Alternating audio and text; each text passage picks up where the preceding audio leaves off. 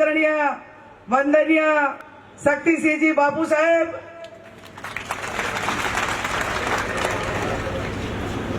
गुजरात प्रदेश कांग्रेस समिति कार्यकारी प्रमुख आदरणीय इंद्रविंदरसिंह गोयल साहेब, बलदेवजी ठाकुर, गुलाबसिंह भाई राजपूत, गिरी बन्ना साहेब, रामकिशन ओझा साहेब, भरतसिंहजी वाघेला, जागीरदार समाजना करणी सेना, महाकाली सेना, बनासकांठानी संकलन समितिना सौ युवान भाईओ, स्टेज पर विराजमान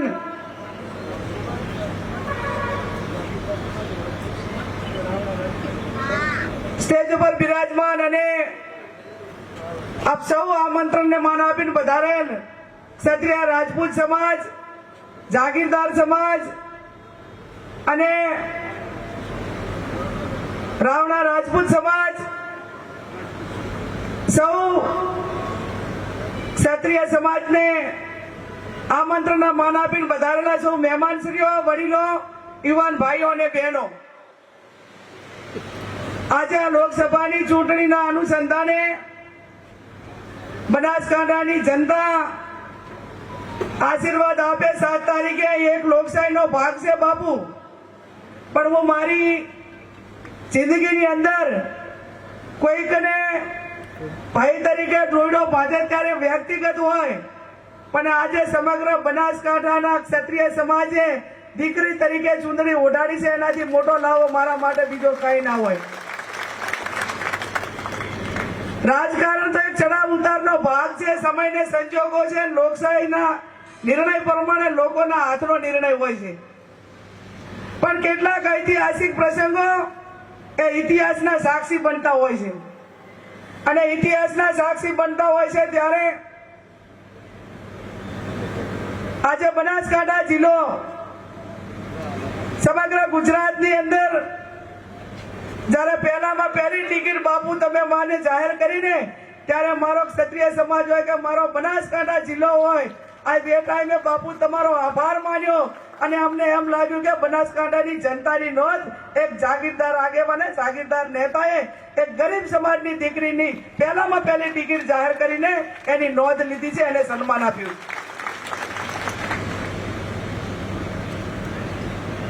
મારા સૌ વડીલોને एक बहन दीकरी तरीके मारे कोई राजकीय भाषण नहीं करवा,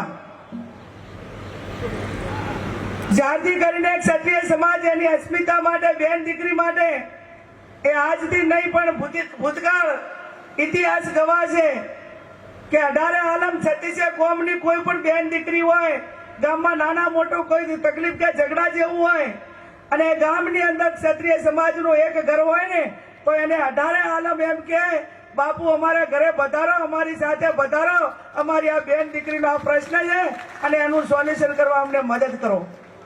आ प्रणालिका ज्यारे ए समाजो साथे संकळाયેલી હોય ત્યારે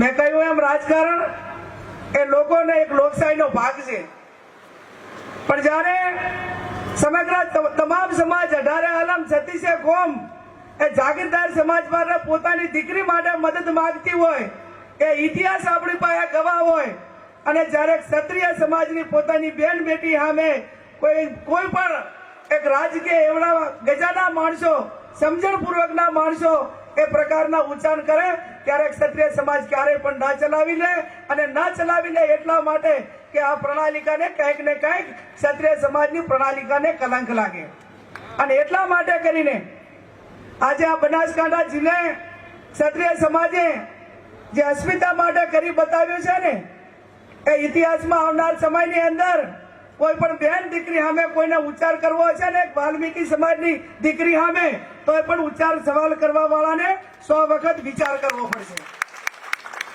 આ સ્થિતિનું નિર્માણ આજે એક બનાસકાંઠા જિલ્લાએ કરી બતાવ્યું છે ત્યારે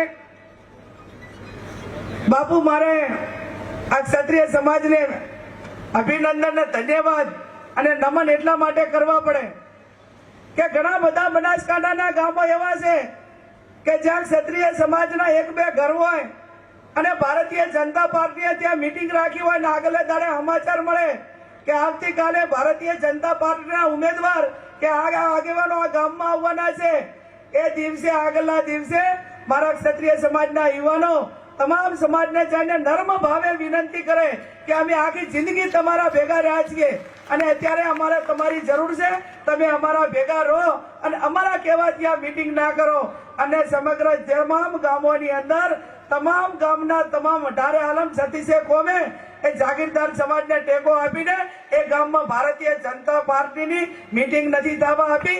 આ તમારી લોકો સાથેનો પ્રેમ સ્નેહ ને લાગણી છે. એક બાજુ સરમુખતાર સાહેબ, એક બાજુ નર્મદા છે અને વિવેકની વાત આવે ત્યારે એનું પ્રમાણપત્ર જાગીરદાર સમાજને કોઈનું લેવાની જરૂર ના પડે. ત્યારે તમારી બહેન તરીકે, દીકરી તરીકે હું વિશેષ નથી કહી શકતી, પણ એટલું ચોક્કસથી કહીશ. હમણાં મને 2-3 આગેવાનોએ વાત કરી કે ગેનીબેન આખા જિલ્લાનો પ્રવાસ રાતના સમયે પણ તમારે કરવાનો થાય છે, ત્યારે તમે ડીએસપી ને લેટર લખીને તમારા પોતાના માટે કરીને પ્રોટેક્શનની માંગણી કરો. મેં એમને નર્મ ભાવે જવાબ આપ્યો કે સમગ્ર બનાસકાંઠા જિલ્લામાં ગામો ગામ મારો ક્ષત્રિય સમાજ ફેલાયેલો હોય અને એક કુળની કુંવાસીને પ્રોટેક્શન માંગવું પડે તો એમની ખુમારીને ક્યાંક લાચન લાગે. આવડો ભરોસો જ્યારે અમે બધા તમારા ઉપર લઈને બેઠા હોય ત્યારે આપ સૌને 2 હાથ જોડીને વિનંતી કરું છું. જેમ જહાને ચીઠી લખી હતી રા નવઘણને અને આજે ગેનીબેને તમને વિનંતી કરી છે, ચીઠી લખી છે, તમે મારા બધા રા નવઘણ જેવા ભાઈઓ છો એમને. રા નવઘણ પણ ક્ષત્રિય હતો ને આપ પણ ક્ષત્રિય છો. ત્યારે ઇતિહાસના દર્શન થાય છે અને ઇતિહાસના દર્શન થાય છે ત્યારે જેમ બળદેવજીએ કહ્યું એ પ્રમાણે 7મી તારીખે મતદાન છે અને 4મી તારીખે લોકસભાની ચૂંટણીનું પરિણામ આવવાનું છે. એક બાજુ CR પાટીલનું નેતૃત્વ છે અને એક બાજુ આપણું સૌનું ગૌરવ, આપણા સૌનું ભવિષ્ય અને જે રાજવી પરિવાર સાથેની પરંપરાને જાળવવા રાખીને એ પરંપરાને આગળ વધારવા માટે એક બાજુ આપણા બાપુ શક્તિસિંહ ગોહિલ બાપુનું નેતૃત્વ છે. ત્યારે તમારે કોના હાથ મજબૂત કરવાના છે? સમગ્ર ગુજરાતમાં 1 સીટ આવશે ને તો દિલ્હીના દરબારની અંદર કોલર ઊંચા કરીને પાઘડી પહેરીને મારા આદરણીય વડીલ શક્તિસિંહ ગોહિલ સાહેબ એ સંસદની અંદર કહેશે કે હું બનાસકાંઠા જિલ્લો જીતી લાવ્યો છું. આમ તો સાહેબ બાપુ પેલા 5 લાખના દાવા કરતા હતા કે અમે તો બધી 5 લાખ પ્લસની સીટો જીતીએ છીએ. પુનેપૂર્વક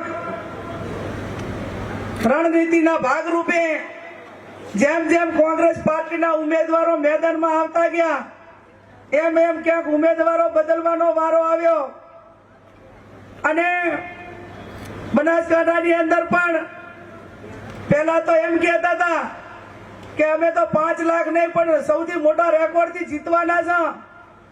હવે તો 1 મહિનાની અંદર ગુજરાત પ્રદેશના ભાજપના પ્રમુખને અને રાજ્યના મુખ્યમંત્રીને બનાસકાંઠાની અંદર અપડાઉન કરવું પડે. તમામ સંસાધનો સામે લગાવી દીધા.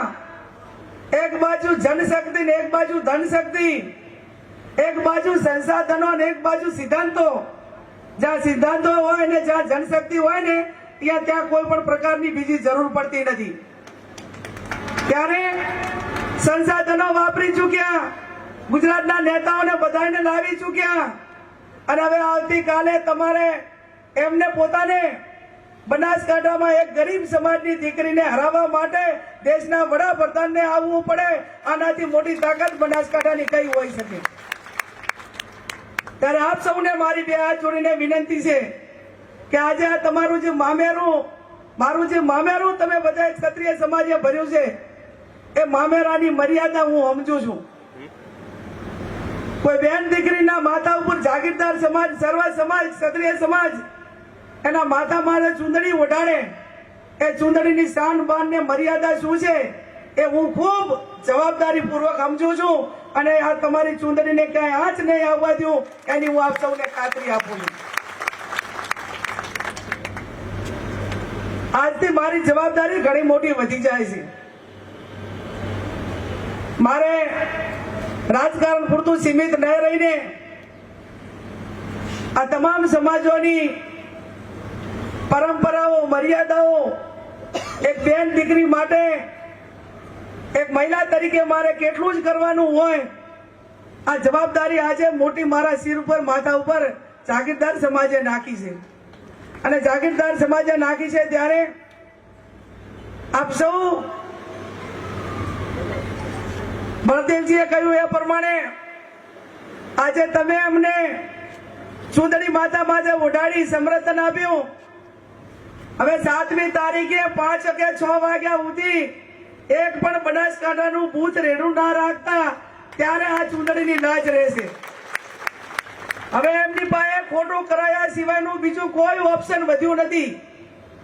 અને કોઈ ઓપ્શન નથી વધ્યું ત્યારે જે બૂથો ઉપર ખોટું કરવા માટે જ્યારે એમની કાયમી પરંપરાઓ રહી છે, એ બૂથો ઉપર મારો જાગીરદાર સમાજ એને પ્રોટેક્શન આપે, ગરીબોને, એજન્ટોને પ્રોટેક્શન આપે.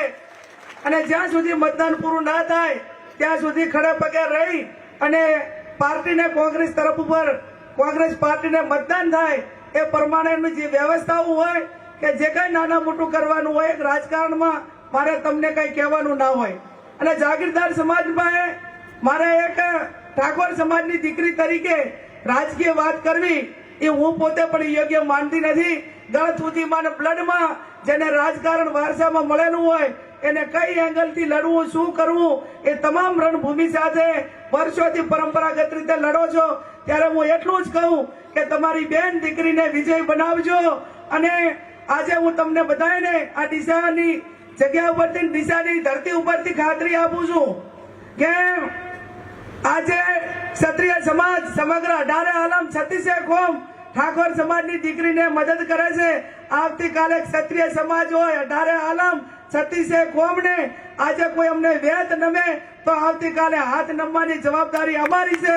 અને એમાં અમે કઈ પીછેહટ નહીં કરીએ. અને લાસ્ટમાં માં જગદંબા ભવાનીને પ્રાર્થના કરું, અમને મારા ભાઈઓના, વીરોના પધામણા કર્યા, વળામણા કર્યા, એમના એક પરંપરાગત રીતે ભામણા લીધા.